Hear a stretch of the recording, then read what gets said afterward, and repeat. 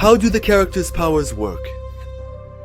Somewhere in the middle region of the Gamma system, in Sector 19, there is a planet called Petropia, home to two species, the Christosipins and the Petrosipins, beautiful yet powerful creatures made of crystal. Among them, a young Petrosipin named Tetrax is searching for power and fame. He becomes a mercenary under one of the most powerful and notorious criminals in the galaxy, named Viljix. Viljix requests a powerful weapon from Tetrax called the Sugilite Crystal, and, without hesitation, Tetrax takes it to Viljix. However, contrary to Tetrax's expectations, Viljix uses that crystal to wipe the entire planet Petropia off the map, leaving only Tetrax as the sole survivor of both the Petrosipins and Christosipins. To make up for his horrific mistake, he goes to one of the most powerful warriors in the universe, Bent Nison, who helps Tetrax summon the last surviving member of the Christosipin species. But contrary to Tetrax's expectations, Viljix uses that crystal to contaminate the entire planet Petropia with dirt, leaving only Tetrax left. The two species, the Petrosipins and the Christosipins. To make up for his terrible mistake, he goes to one of the most powerful warriors in the universe. Bennett Neeson helps Tetrax summon the last remaining Christosipin species. Chromaston, the Color Stone, aided by Sugilite Crystal, revives Petropia. Moving from past stories, we know Bent and discuss his popular creature, the Almasi. We need to understand its composition, powers, and strength. Let's head to class. The key factor is the material of Almasi. From its name, one might think it's diamond, but that's a misconception. Diamond is weak compared to Almasi. Sources say Almasi is made from humanoid crystal. For convenience, we call it Almasi. Now, let's compare Almasi with diamond. First, a brief explanation about diamonds. And finally, how much power do they have? So, with that in mind, let's head to class. The first and most important factor we need to examine is what material the whole Almasi is made of. The first and simplest thing that comes to mind from its name is that it must be made of diamond, right? I have to say, that's a misconception because the Almasi we know is considered a weak substance compared to the whole Almasi. According to available sources, the whole Almasi is made from a type of crystal called humanoid crystal, or a type of humanoid crystal. But for convenience, we just call it the whole Almasi. Now, let's compare the whole Almasi with the diamond we know. First, let's have a brief explanation about diamonds. Diamond is considered one of the allotropes of carbon, which transforms from graphite to diamond under extremely high pressure. Its structure consists of, generally, it takes on a pyramidal shape, and this network and three-dimensional structure of diamond gives it extraordinary resistance to pressure. However, it's better to compare the properties of diamond and all diamonds in a table for better understanding. The first factor is thermal conductivity and resistance to heat.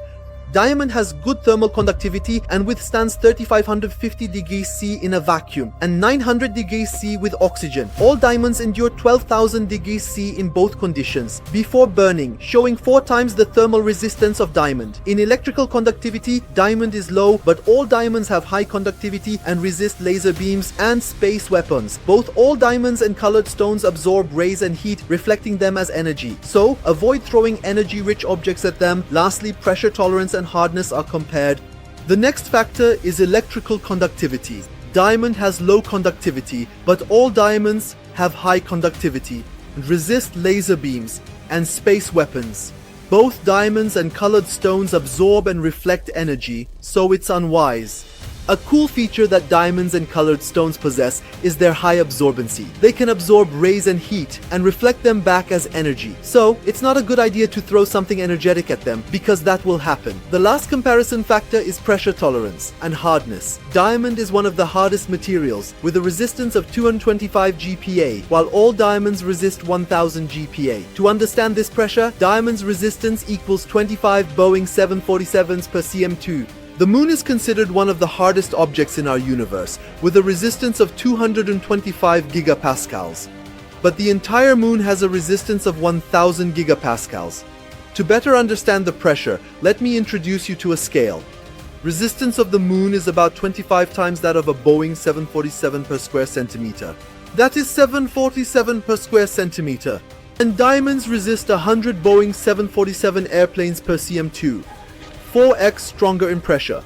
Now, let's discuss the transformation and powers of all diamonds. Transformation is simple. Human cells and organs become strong 3D diamond patterns. In seconds, it integrates with diamond parts. Now that we understand the composition of his body, let's talk about how Ben transforms into all diamonds and how the powers of all diamonds work. The process of Ben's transformation is very simple. All the cells and organs of his human body give way to organized, resilient, incredibly strong three-dimensional patterns of all diamonds.